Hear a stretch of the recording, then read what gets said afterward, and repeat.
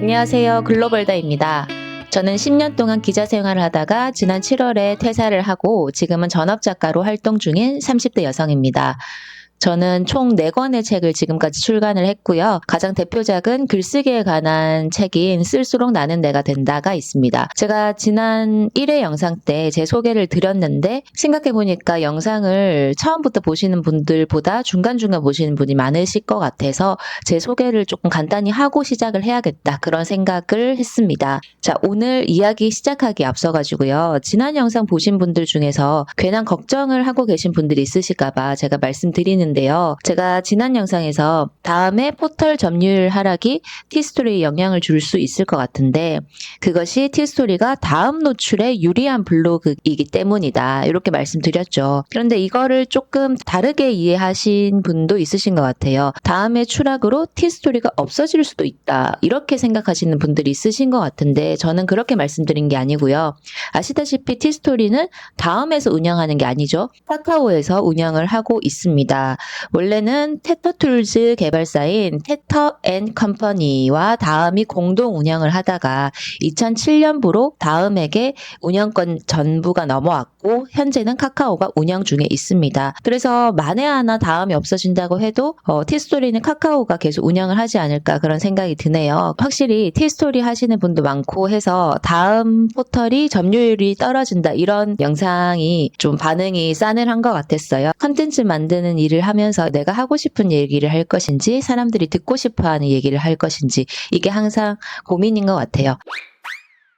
자, 오늘은 워드프레스의 제목 쓰는 거에 대해서 말씀드릴 텐데요. 제목이 반이라고 저는 생각해요. 각자 본인의 제목을 쓰는 방식이 있을 텐데 저는 어떻게 쓰는지 말씀드리겠습니다. 일단 저는 제목에 키워드가 3개 정도는 들어가게 구성을 하고 있어요. 만일 생강차의 효능에 대해서 쓴다면 글 안에 그 소제목들이 한 3개에서 한 7개 정도 배치가 될 거잖아요. 그 소제목 중에 한 3개 정도는 제목으로 넣는 편입니다. 그래서 예를 들어 저는 이제 소제목을 구글 자동 입력으로 찾는다고 했죠.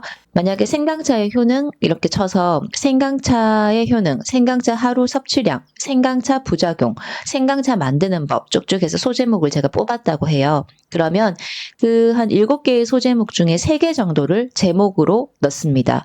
그래서 이렇게 되죠. 생강차의 효능, 부작용, 점점점, 하루 섭취량은? 아니면 또 이렇게 만들 수도 있습니다. 생강차의 효능, 부작용, 섭취량, 점점점, 생강차 만드는 법. 이런 식으로 키워드가 많이 걸리게끔 최대한 SEO에 그렇게 만드는 편인데 그런데 이런 제목은 SEO에는 아주 효과적인 건 맞아요. 그런데 사람들의 클릭을 부르는 어떤 솔깃함? 이런 거는 부족하다고 보거든요. 그래서 새롭게 제목을 만약에 지어보면 이렇게 되거든요. 생강차의 효능, 부작용, 많이 먹어서 탈났던 경험. 뭐 이런 식으로 제목을 나름의 절충안으로 내놓는 거죠. 제목의 2마리 토끼를 다 잡기 위해서 조금 생각을 하는 편인데요. SEO와 사람들의 클릭, 이 2마리 토끼인데 생강의 효능, 하루 섭취량, 부작용, 만드는 법 이런 거를 다 넣고 싶지만 그런 것 한두 개를 포기를 하더라도 사람들이 클릭을 하게끔 하는 그런 요소를 넣는다는 거죠. 제가 말씀드리고 싶은 것은 이거거든요.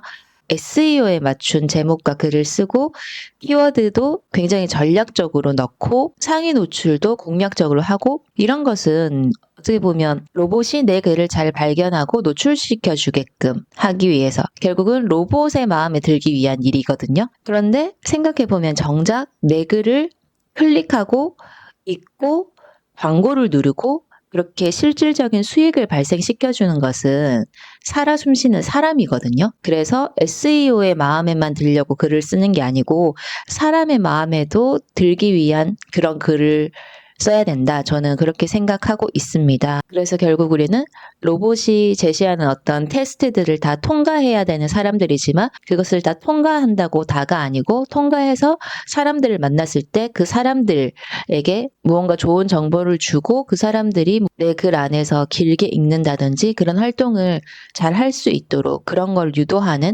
그런 글을 그런 제목을 써야 될 것 같습니다.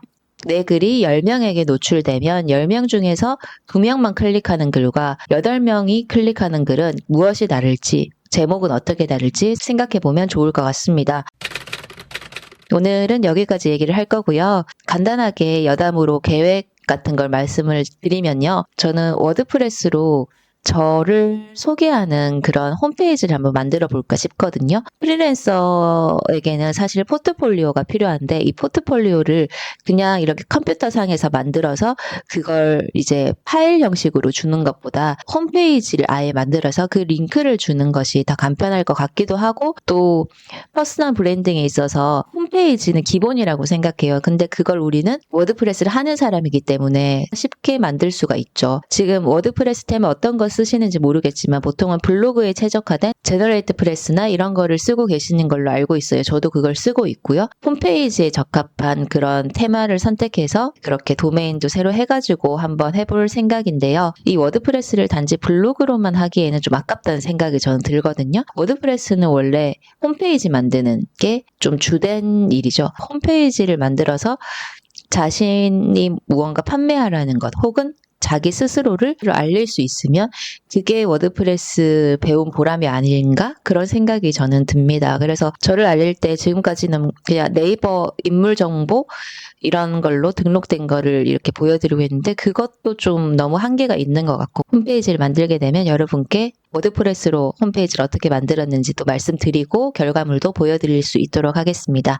네, 그러면 오늘 여기까지 말씀드릴게요. 감사합니다. 글로벌다였습니다.